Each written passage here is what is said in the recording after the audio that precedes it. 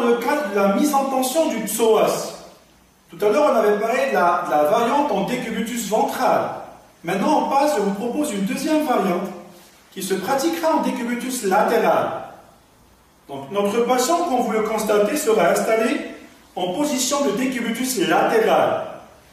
Le thérapeute ou le kiné sera positionné derrière son patient. L'exécution de la manœuvre nécessite au préalable un petit geste. Et je vous expliquerai le pourquoi de la chose.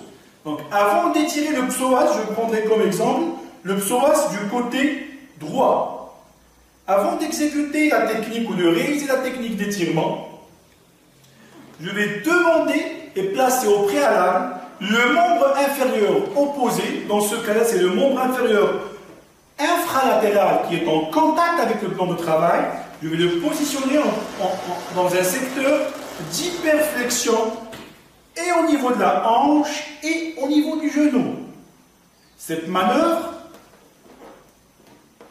permet au bassin de se mettre en position dite de rétroversion. Autrement dit, ça permet au bassin de se déplacer, de basculer vers l'arrière dans un but de rétroverser, de délordoser, de réduire la courbure lombaire.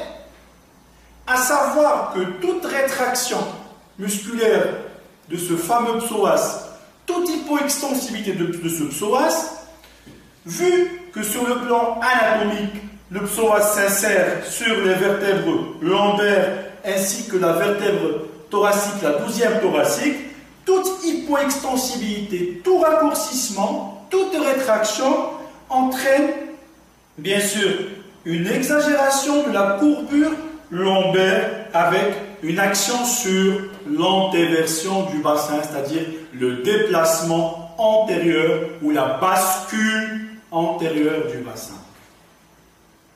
Donc pour bien mettre en tension, pour bien étirer, pour bien éloigner les insertions musculaires et allonger le corps musculaire, il va falloir au préalable, avant même de démarrer la technique d'étirement, placer ce bassin en rétroversion en venant fléchir ce membre inférieur opposé au niveau de la hanche et au niveau du genou.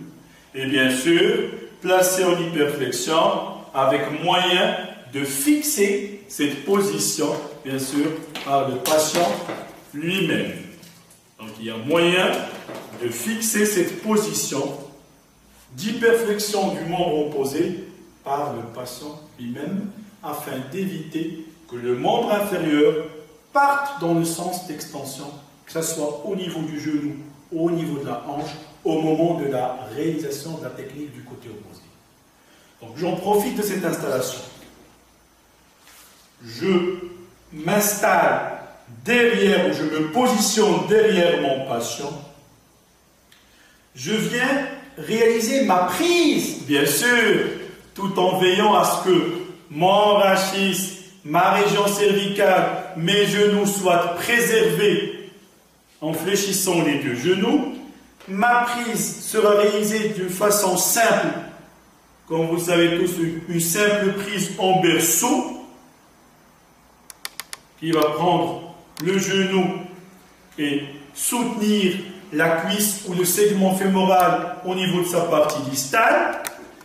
La contreprise sera placée par la main contralatérale du kiné et sera placée sur la face postérieure du bassin, dans un espace comprenant les iliaques en postérieur et le sacrum au niveau de sa partie postérieure. Donc c'est une main qui va servir ou qui va faire office de contreprise. Là c'est comme ça, ma prise en berceau, et bien sûr, toujours en synchronisant avec le temps respiratoire, je demande à mon patient d'inspirer profondément, de se détendre au maximum, il ne faut pas se crisper, il ne faut pas brusquer le mouvement par le thérapeute, par peur ou sous peine de déclencher une réaction de défense musculaire. Et pendant le temps expiratoire, bien sûr en réalisant une expiration filée, en pinçant les lèvres, en prolongeant au maximum le temps expiratoire, Je démarre ma manœuvre d'étirement passif, bien sûr, en venant placer la hanche du patient en extension progressivement, tout en respectant le seuil de douleur de chaque individu. Et bien sûr, je vais maintenir mon étirement, une durée minimale entre 12, 15, 20 secondes, et je